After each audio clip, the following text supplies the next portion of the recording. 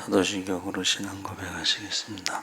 전능하사 천지를 만드신 하나님 아버지를 내가 믿사오며 그 외아들 우리 주 예수 그리스도를 믿사오니 이는 성령으로 잉태하사 통정녀 마리아에게 나시고 본디오 빌라도에게 고난을 받으사 십자가에 못 박혀 죽으시고 장사한 지 사흘 만에 죽은 자 가운데서 다시 살아나시며 하늘에 오르사 전능하신 하나님 우편에 앉아 계시다가 저희로서 산 자와 죽은 자를 심판하러 오시리라. 성령을 믿사오며 거룩한 공예와 성도가 서로 교통하는 것과 죄를 사하여 주시는 것과 몸이 다시 사는 것 영원히 사는 것을 믿사옵나이다. 아멘. 찬송가 486장.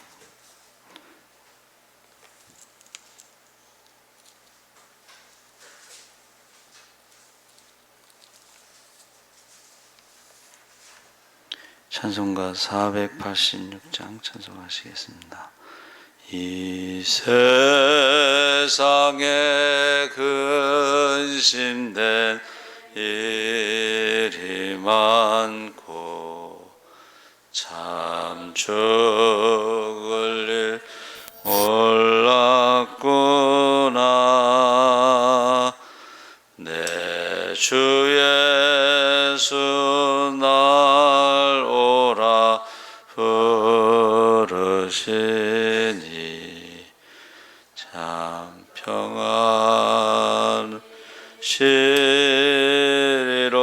평안시리로다. 주 예수의 구원의 은혜로다. 참 기쁘고 즐겁구나. 그 은혜를 영원히 누리겠네. 고 평안시리로다.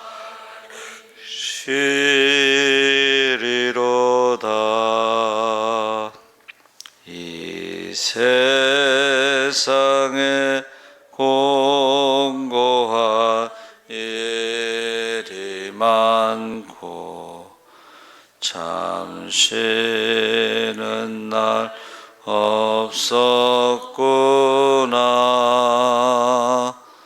내 주 예수 날 사랑하시오니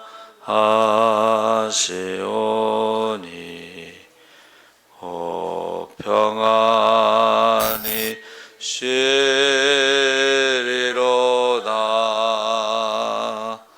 주 예수의 구원의 은혜로다. 참 기쁘고 즐겁구나. 주 예수 영원히 누리겠네. 오 평안시리로다.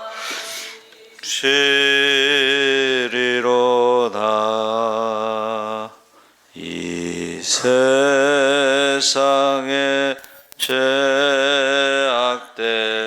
일이 많고 참 죽을 일 쌓였구나.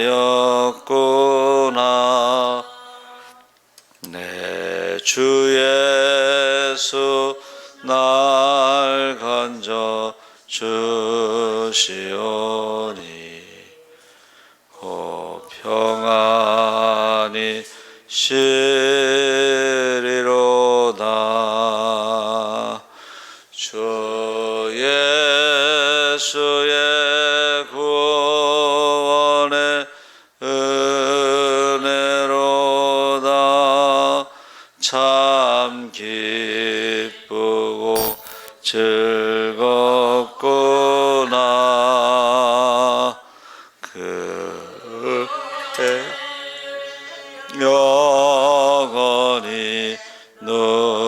누리겠네. 오 평안이 시리로다.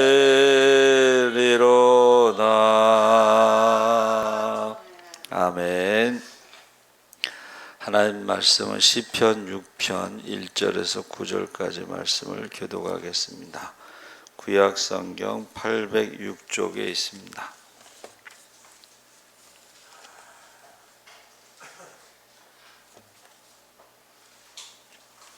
구약성경 806쪽 시편 6편 1절에서 10절까지 교독을 하겠습니다. 여호와여 주의 분노로 나를 책망하지 마시오며 주의 진노로 나를 징계하지 마옵소서.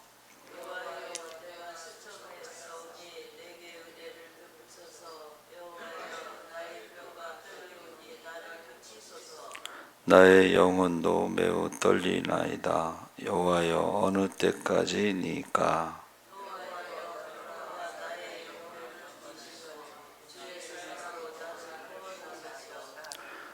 사망 중에서는 주를 기억하는 일이 없사오니 스올에서 주께 감사할 자 누구리까.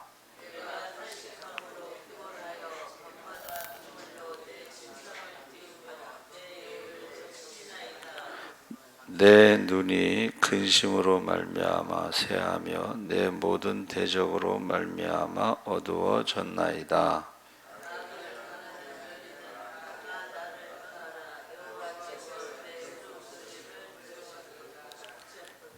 여호와께서 내 간구를 들으셨으며 여호와께서 내 기도를 받으시리로다.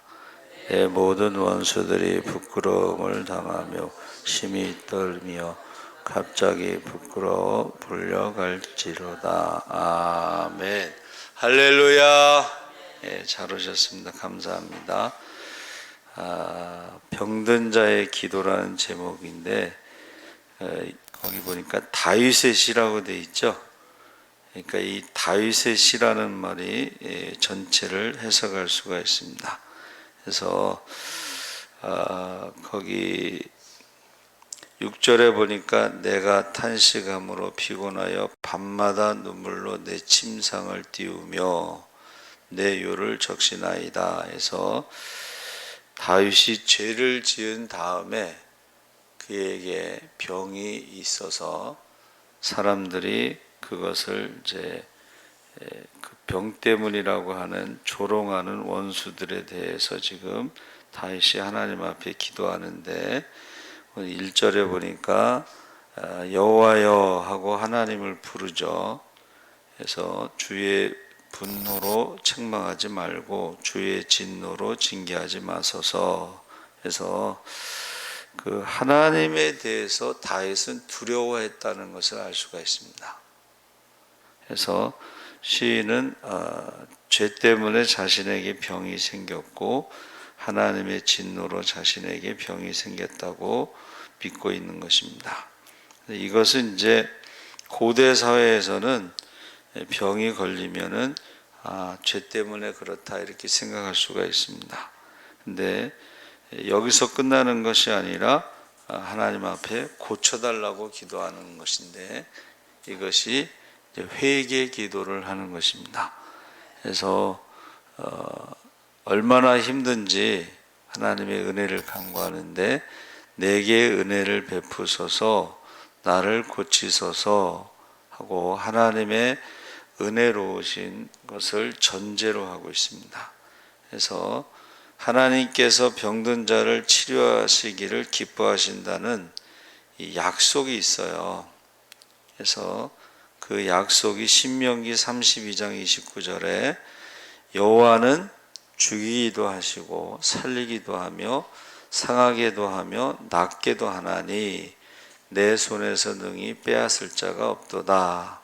그래서 하나님의 약속은 뭐예요? 고치시는 하나님. 그래서 하나님이 약속하신 게 뭐냐면 너희가 나를 사랑하고 말씀에 순종하면 애굽에 있는 모든 질병을 없게 하시고 혹시 병에 걸릴지라도 속히 치료하시리라. 할렐루야. 시편 91편에 나오는 말씀 있죠. 왼쪽에서 뭐 10,000,000명이 오른쪽에서 10,000,000명이 쓰러져도 전염병으로 그렇게 많은 사람이 죽어도 하나님께서 지켜주시고 고쳐주신다는 약속이 있습니다. 그래서 2절에 보니까 하나님의 은혜에 대해서 말할 때 우리가 은혜라고 그러면 좀 추상적이지만 구체적인 것은 하나님의 은혜는 구원과 회복이라는 구체적인 상황에서 적용될 때에 구체화된다. 은혜가 뭐냐? 구원이고 은혜가 뭐냐? 회복인데 그 회복이 병에서 고침받는 것이다 그랬습니다. 그래서 지금 자신이 너무 힘든 상황을 말하는데 수척하였다. 몸이 마른 거죠. 영혼도 매우 떨린다.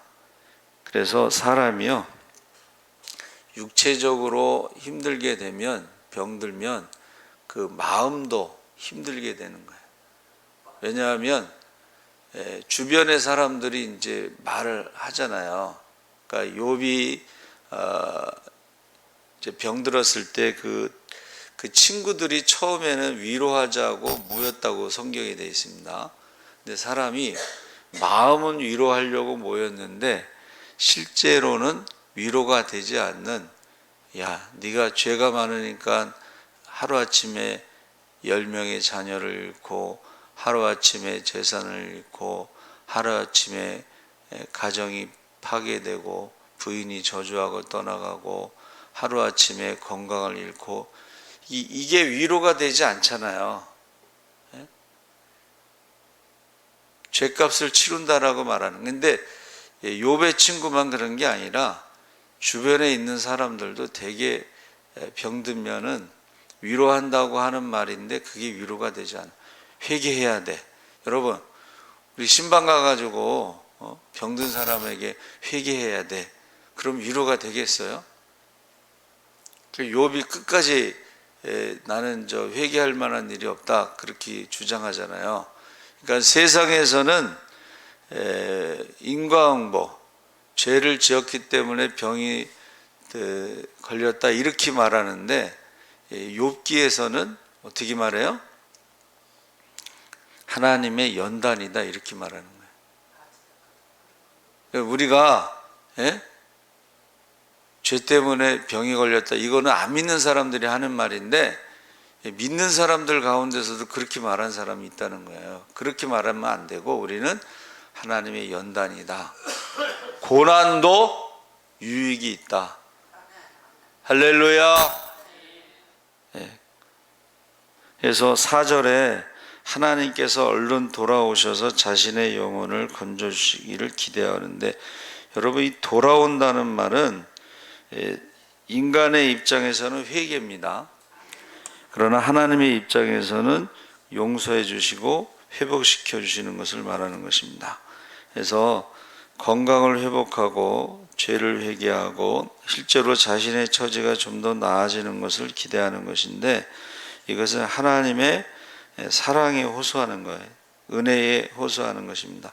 이 사랑이라는 말이 헤세드가 우리가 알고 있는 아가페로 무조건적인 사랑, 그것을 말하는데, 무조건적인 사랑에 조건이 하나 있죠. 그게 뭐냐 하면 회개하고 돌아오면. 할렐루야. 회개하고 돌아왔을 때 무조건적으로 용서해 주시고 고쳐 주시고 회복되는 것이지, 돌아오지 않는 사람에게는 하나님도 돌아가지 않는, 하나님과의 만남이 없다는 거죠. 자, 그래서 자신의 병을 고쳐주시고 자신의 모든 상황을 해결하실 분이 하나님의 사랑이라는 것을 확실히 믿고 있는 거죠. 그래서 여러분, 하나님의 사랑에 대해서 확신을 갖는 것은 믿는 자만 할 수 있는 거예요. 여기서 기도한다는 것은 하나님이 나를 고쳐준다는 그 확신, 그거는 안 믿는 사람들은 할 수 없는 거예요. 믿는 사람만 할 수 있는 신자의 특권이다. 그래서 점점 자신의 비통함과 슬픔과 아픔을 하나님께 말하면서 밤마다 우는 거예요. 그래서 침상을 띄웠다는 것은 눈물이 그만큼 많아서 회개의 눈물을 흘리면서 침상을 띄웠다. 다윗만큼 이렇게 침상을 띄울 만큼 눈물의 기도를 한 사람이 없죠. 요를 적셨다. 요를 적셨다는 말은 들어봤어요. 어느 목사님이 교회를 2번 개척했는데, 남들이 보면 이제 교회가 한 1000명 정도 예배드리는 큰 교회로, 저희 성결교단에서 1000명 정도 드리면은 좀 큰 교회예요. 그런데 그 쓴 책에 보면 이렇게 돼 있어요. 아직도 눈물이 마르지 않고 베개에 눈물이 젖는다. 야, 그 큰 교회 목사님도 그렇구나, 그런 생각이 들어요. 근데 저는 사실은 그렇게 눈물을 흘려본 적이 없어가지고 조금 찔림이 있어요. 예. 여러분, 다윗이요 그렇게 했다는 거예요. 다윗이 그러면서 7절에 내 눈이 근심으로 쇠화해졌고 원수들 때문에 눈이 어두워졌다.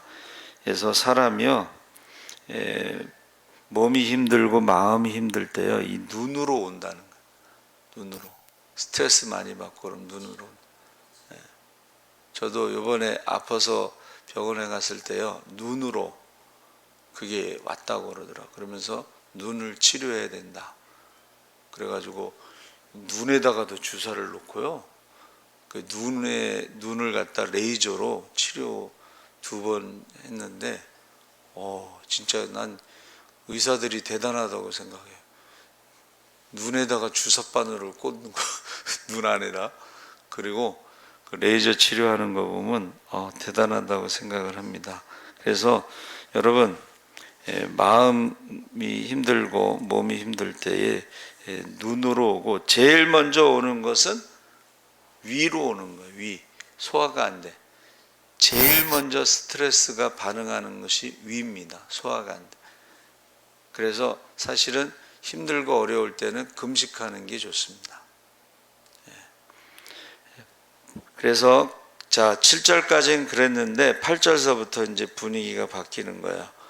자, 병이 너의 죄 때문이라고 계속해서 조롱하고 그가 계속해서 아프고 또 그가 죽기를 바란, 다윗이 죽기를 바라는 원수들이 말하고 있는데, 이제 그 원수들이 자기에게서 떠나라 하면서 하나님이 다윗의 기도를 들어주셨다는 거예요. 할렐루야. 그러니까 역전이 온 거예요. 역전이 와서 다윗이 병을 고침받고 원수들이 아프게 된다, 그런 뜻입니다. 여기서 해서 원수를 갚아주신다 하나님 말씀하셨죠. 그래서 자신의 아픔과 쇠약해진 것을 기도하다가 하나님이 주변의 원수들을 물리쳐 주셨다 하는 지금 반전이 8절과 10절에 두드러지게 나왔는데, 그 모든 원수들이 마침내 부끄러움을 당할 것이다. 그 원수들이 뭐라 그랬어요? 내 하나님이 어디 있느냐? 원수들이 하는 말이 내 하나님이 어디 있냐? 하나님이 살아계시다면, 하나님이 전능하시다면 내가 왜 아파서 죽어가고 있냐? 그런데 그 말을 부끄럽게 하도록 하나님께서 응답해 주셨다 하는 것입니다. 그래서 사실은 우리가 기도하다 보면 6절에 어느 때까지니까 응답하지 않을 때가 있죠. 근데 여러분, 예수님도 기도하실 때에, 십자가에서 기도하실 때에 엘리 라마 사박다니 그랬잖아요. 왜 응답하지 않으십니까? 왜 침묵하십니까? 그런데 사실은 응답하지 않는다는 것이 아니고 응답을 하신 거예요. 뭐예요? 부활이 하나님의 응답이에요. 할렐루야. 부활이 하나님의 응답인데, 원래 시편 22편에는 사박다니는 그 신약에서 예수님 말씀하신 거 아람어야. 아람어고 원래 시편 22편 1절에 아자부타니는 왜 응답하지 않습니까? 라는 번역하는 것보다는 왜 침묵하십니까? 왜 아무 말도 안 하십니까? 이런 뜻인데, 그 침묵이라는 것은 응답하지 않는다는 뜻이 아니고, 보세요. 애굽에서 430년 동안 하나님이 침묵하셨죠. 근데 이스라엘 백성들은 하나님께서 우리를 버리셨는가 보다, 하나님이 우리를 잊으셨는가 보다 이렇게 생각했거든요. 근데 하나님이 침묵하신다는 것은 출애굽을 준비하신 거예요. 할렐루야. 출애굽이 응답이에요. 그러니까는 예수님이 말씀하실 때에 하나님이 침묵한 것은 부활을 준비하신 거예요. 부활을 준비하신 거예요. 그래서 저와 여러분이 이 지금 어느 때까지니까 이 말이 이제 원망처럼 들리는데, 원래 성경에서 원망과 불평은 좋은 뜻이 아니지만 하나님이 살아계신다는 것을 믿고 하나님을 두려워하고 그리고 원망하는 것은 기도가 되는 거예요. 그것은 무슨 말이냐면 하나님과의 관계가 아직 끊어지지 않았다는 의미예요. 하나님이 살아계시고 하나님을 두려워하고 그 가운데 어느 때까지니까 이 원망은 하나님과의 관계가 아직 끊어지지 않았다. 욥도 마찬가지예요. 욥도요, 하나님께 계속 질문을 하잖아요. 이거는 하나님과의 관계. 그러니까 욥이 건강도 잃어버리고 다 잃어버렸는데 생명은 남아 있었죠. 생명. 살아있다는 것은 소망이 있다는 것이고, 소망이 뭐냐면 기도가 아직 끊어지지 않았다는 거예요. 관계가 아직 끊어지지 않았다는 거예요. 그래서 우리가 지금 막 힘들고 어렵고 막 그런 일이 뭐 많지만은 그래도 우리가 아직 살아있다는 것은 희망이 있고 소망이 있고 기도가 있고, 기도가 있다는 것은 반드시 하나님이요 기도에 반드시 응답해 주신다고 약속했어요. 그래서 바벨론 포로 70년이 끝나면 하나님께서 이스라엘 백성이요 우상의 뿌리를 뽑고 이제 하나님께로 돌아오서 하나님의 성전 수룹바벨 성전에서 예배드릴 때에 준비하신 축복을 부어주시는데 부족함이 없이, 할렐루야, 풍성하게, 할렐루야, 기도에 응답하시는데 기도가 끝나기 전에 응답하신다고 약속하셨어요. 그리고 구하지 않은 것도 먼저 그의 나라와 그 일을 구하면 이 모든 것을 더해 주신다고 약속하셨어요. 그러니까 저와 여러분이 어떻게 하셔야 되는 거예요? 세상 사람들이 야, 너 죄 때문에 그러니까 회개해, 욥의 친구들처럼. 그럼에도 불구하고 우리는 기도를 계속해야 된다는 거예요. 기도를 계속하게 되면 반드시 응답받게 된다는 것입니다. 그래서 우리가요 상처 주는 말에 상처를 받을 수가 있잖아요, 그렇죠? 근데 이 왜 상처받느냐는 말투 때문에 상처받는데, 그래서 그 사람이 이렇게 말하는 것이 군대에서 단아까라고 하는 말이 있어요. 다하고 나하고 다로 까로 끝나야 되는 명령어예요. 명령어. 근데 그 말투를 바꿔서 뒤에다가 오를 붙이면서 물결 치듯이 억양을 이렇게 올리지 말고 했어요, 갔어요, 해주세요 이렇게 말을 하라는 거예요. 그러면 기분이 안 나쁘다는 거예요. 근데 했습니까? 했나요? 뭐 이런 식으로 명령하듯이 질문하듯이 하면은 상처를 받는다는 거예요. 근데 그거는 부부관계도 그렇고 자녀들과의 관계도 그렇고 그렇게 하면 상처받는다는 거예요. 또 하나는 뉴욕에 가면 센트럴파크, 공원이 있는데 그 뉴욕 땅값이 비싼데 그 중앙공원의 그 넓은 땅을 공원으로 만드는데 그 사람이 이렇게 얘기했대요. 100년이 지나면 이 중앙공원을 만들지 않으면 그 중앙공원만큼의 땅에 정신병원을 져야 될 것입니다. 근데 저도 전도사 때 비슷한 말을 했어요. 여러분, 앞으로 교회에 가지 않는 사람은 정신병원에 가야 될 것입니다. 왜냐하면 그만큼 이제 힘들고 스트레스를 많이 받는데, 그러면서 중앙공원 센트럴파크에 가면은 사람들이 해가 이렇게 뜨잖아요. 그러면 막 옷을 벗고 햇빛을 쫀다는 거예요. 쬐인다는 거예요. 그게 뭐냐면 자기의 모든 것을 욕심을 내려놓는다는 거예요. 욕심. 예? 그 욕심을 내려놔야지 건강해진다는 거예요. 욕심을 내려놓고 햇빛을 쬐야 된다는 거예요.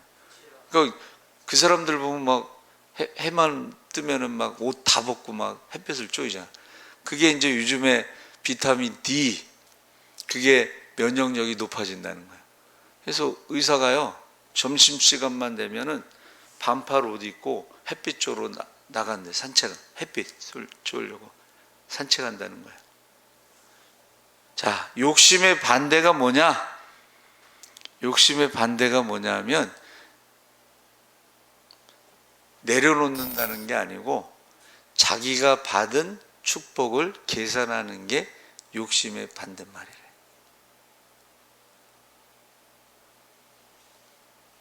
여러분, 저와 여러분이요, 상처 주는 말 바꿔야 되고 욕심을 내려놓는데 받은 축복을 계산하라는 거예요. 이거는 그냥 안 믿는 사람이 강의를 한 거예요. 근데 찬송가에 나오잖아요. 받은 복을 세워보아라. 그게 욕심을 내려놓는 거예요. 그래서 저와 여러분이 이 병든 자의 기도인데, 제가 이 말씀을 준비할 때 보니까는 병든 자가 다윗이라는 말을 안 해. 그러니까 이게 해석이 안 되는 거야. 그러니까 여러분 성경 읽을 때 꼭 그거를 보세요. 아, 6편은 다윗의 시다. 그러면 해석이 다 되는 거야. 예? 해석이 다 돼. 그래서 그것을 우리가 병든 자가 어떻게 해요? 사람들의 조롱, 원수의 조롱, 거기에서도 기도를 포기하지 않고 하나님께 기도해서 응답받으시기를 주의 이름으로 축원합니다. 아멘. 살아계신 하나님 아버지 감사합니다.